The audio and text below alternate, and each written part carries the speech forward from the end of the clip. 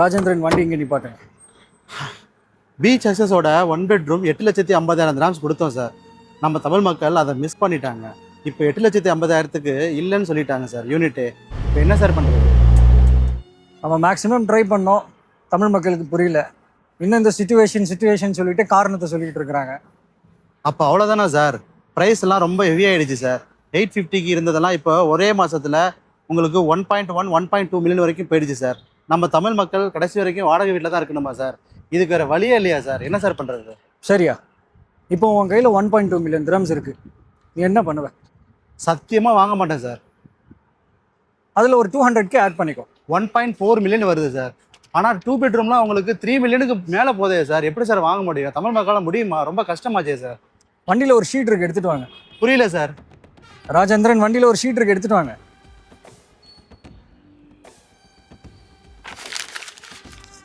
Rajendran, direct sea ஃபேஸோட 2 BHK 1006 square ஃபீட்டில் 1.4 மில்லியனுக்கு இப்போ வந்திருக்கு. Payment plan 30/70, 10% down payment. வெறும் 1,40,000 திரம்ஸ் தான் நீங்கள் கட்டணும். அப்புறம் மாதம் 6,000 திரம்ஸ் நீங்கள் டைரெக்டாக அந்த கவர்மெண்ட் டெவலப்பருக்கு கொடுக்க போகிறீங்க.